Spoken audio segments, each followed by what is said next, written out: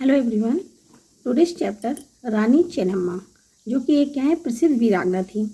ये आपकी क्लास 3 का हिंदी रीडर की सीरीज चल रही है। तो उसमें ये क्या है, आपका जो चैप्टर है बेटा 8 तक है, लेकिन ये आपके सिलेबस में शामिल नहीं है।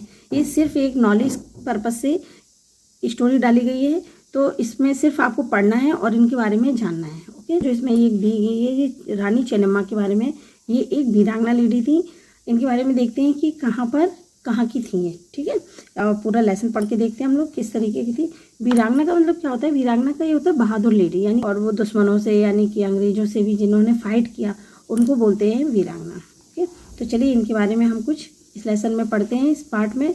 तो जो सिर्फ देखिए इसमें लिखा भी है केवल पाठनीति, सिर्फ पढ़ने के लिए और समझने के लिए है ये। इसमें कोई भी सिलेबस से अकॉर्डिंग आपका कोई भी क्वेश्चन आंसर वगैरह कुछ नहीं आएगा। चलिए तो देखते हैं रानी चेन्नम्मा। भारत अनेक वीरांगनाओं की भूमि भी रही है। भारत देश है जो हमारा, काफ़ी अनेक वीरांगनाओं की भूमि भी रही है। उत्तर प्रदेश में जिस प्रकार आपने देखा होगा, जैसे रानी लक्ष्मीबाई है, जनकारी बाई है और भी कई हैंगी, वो क्या है वीर लेडी थी, है ना। तो उनकी तरह देखिए लक्ष्मीबाई की भी, जो कि झांसी की रानी थी, की वीर गाथा भी प्रसिद्ध है। उसी प्रकार ये दक्षिण भारत में, कहाँ पे बेटा, ये जो रानी लक्ष्मीबाई थी ये भारत में थी, और ये जो दक्षिण भारत की एक है जिनके बारे में हम बात कर रहे हैं वो है रानी चेन्नम्मा की साहस और शौर्य की प्रसिद्ध कहानी है। क्योंकि दक्षिण भारत में, ये दक्षिण साइड में थी, वहाँ की ये रानी थी, इनका नाम था चेन्नम्मा, जो भी साहस और शौर्य की कहानी है। क्या है, 1820 के शतक में यानी 1820 के शतक में कित्तूर की रानी चेन्नम्मा ने अंग्रेज हुकूमत के खिलाफ आज़ादी का बुगुल फूंका था। यानी कि अंग्रेजों की जो हुकूमत थी उसके खिलाफ, उनकी जो अत्याचार थे या जो भी थे, उनका जो हुकूमत है यानी अंग्रेजी जो शासन था उसके खिलाफ, उसके विरुद्ध में, उसके अपोजिट साइड में इन्होंने क्या किया, आज़ादी के लिए कदम उठाया था। प्रसिद्ध भारतीय वीरांगना जो कि रानी चेन्नम्मा, भारतीय वीरांगना रानी चेन्नम्मा जी का जन्म 14 नवंबर 1778 को कहाँ हुआ था? कर्नाटक में। ठीक है, क्योंकि दक्षिण भारत की थी ये, तो इनका जन्म कहाँ हुआ था? कर्नाटक के बेलगाम में हुआ था। बचपन से ही चेन्नम्मा को क्या क्या था? घुड़सवारी का, तलवारबाजी और तीरंदाजी में खास रुचि रहती थी, यानी कि ये इनको करना बहुत अच्छा लगता था। कर्नाटक प्रांत का एक छोटा सा कस्बा था कित्तूर, धारवाड़ और बेलगाम के बीच में बसा था। क्या था? छोटा सा प्रांत कस्बा था एक कित्तूर, वो कहाँ का था? धारवाड़ और बेलगाम के बीच में बसा था। चेन्नम्मा घुड़सवारी, तलवारबाजी, तीरंदाजी जैसे खेलों में पारंगत थी, यानी कि बहुत ही ज़्यादा उसमें उन्होंने अच्छे से जानती थी, यानी कि बहुत ही ज़्यादा उसमें होशियार थी वो, है ना। वो बहुत अच्छे से कर सकती थी उस चीज़ को, उन्हें माहिर कहते हैं। जब चेन्नम्मा किशोरावस्था की, यानी कि जब वो छोटी थी, किशोरावस्था में, किशोरा यानी कि वो 12-13 साल की थी, तो उसी समय बेलगाम में एक नरभक्षी बाघ का आतंक छा गया था। कित्तूर के जो राजा थे मलसर्ज, जो बाघ था यानी टाइगर, उसको मारने के लिए बेलगाम में आखेट पर गए। आखेट यानी कि जो शिकारी, जो टाइगर, जो शेर और इनका सबका शिकार करते थे ना, उनको बोलते हैं आखेट। तो बेलगाम में आखेट पर गए, उन्होंने बाघ का बाण बनवाया। यहाँ पे आखेट में बाण वगैरह जो तीर नहीं होते हैं, एरो, वो बनवाए जाते हैं शायद, तो वहीं पे देखते हैं। कित्तूर के राजा मलसर्ज बाघ यानी टाइगर को मारने के लिए बेलगाम में आखेट पर गए। उन्होंने बाघ पर बाण चलाया। आखेट पर गए और उन्होंने बाघ पर यानी टाइगर पर बाण चलाया। बाण लगते ही वह वहीं गिर पड़ा। बाघ के गिरने के बाद राजा मलसर्ज उसे देखने के लिए उसके जैसे ही समीप गए, लेकिन मलसर्ज बाघ में 2 तीर लगे देखकर चौंक गए। कितने? 2 तीर। उसने तो एक ही चलाया था, राजा ने कितने चलाए थे?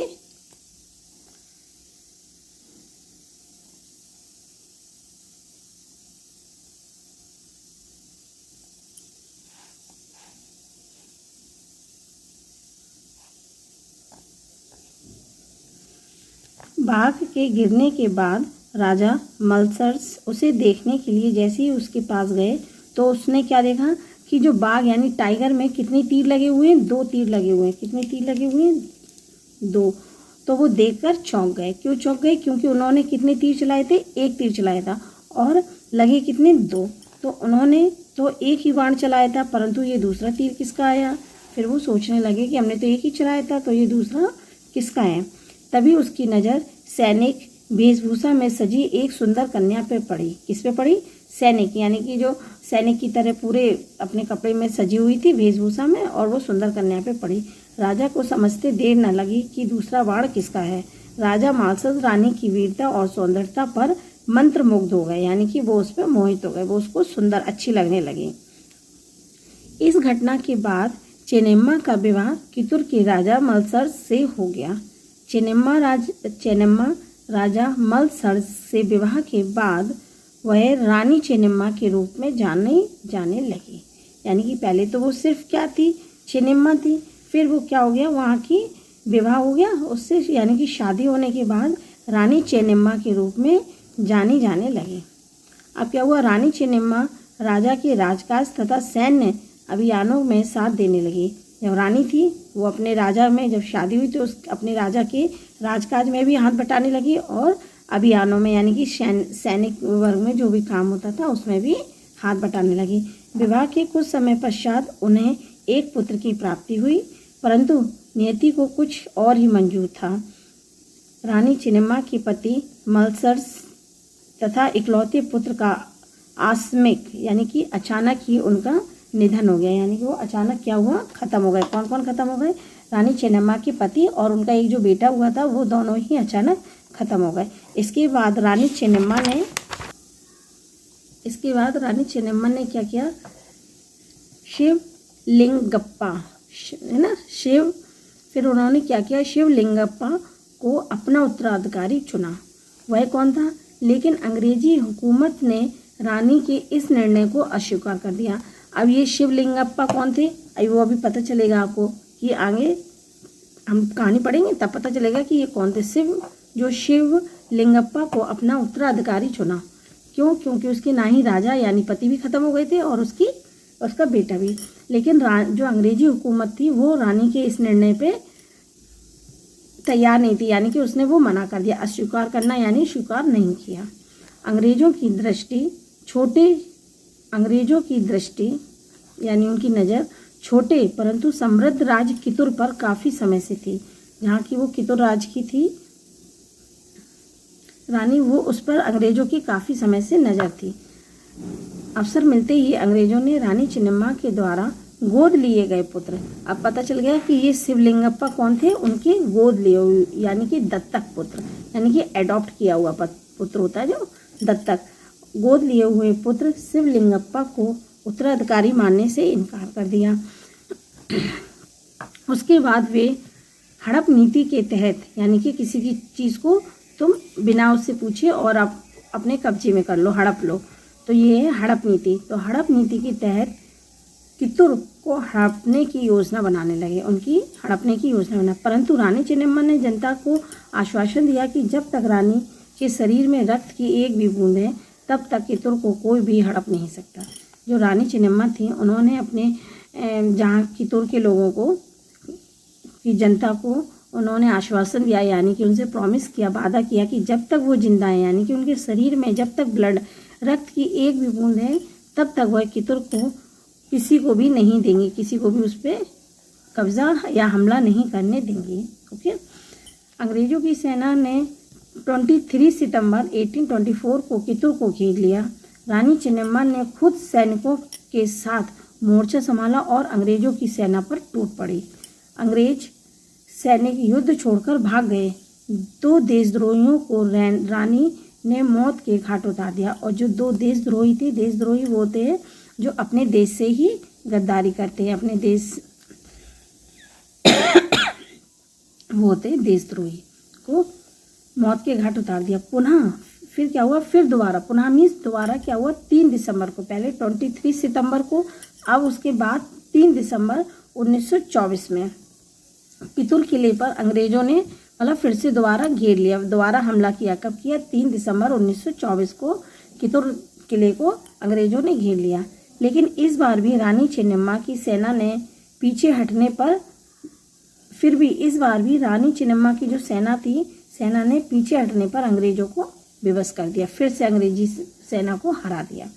रानी चेन्नम्मा और ब्रिटिश अधिकारियों के बीच हुए समझौते के तहत, यानी रानी चेन्नम्मा और जो ब्रिटिश अधिकारी होते हैं, अंग्रेजी अधिकारी, उनके बीच हुए समझौते के तहत युद्ध कुछ दिनों के लिए टल गया, यानी कुछ दिनों के लिए रुक गया, है ना, कुछ दिनों के लिए रुक गया, नहीं हुआ।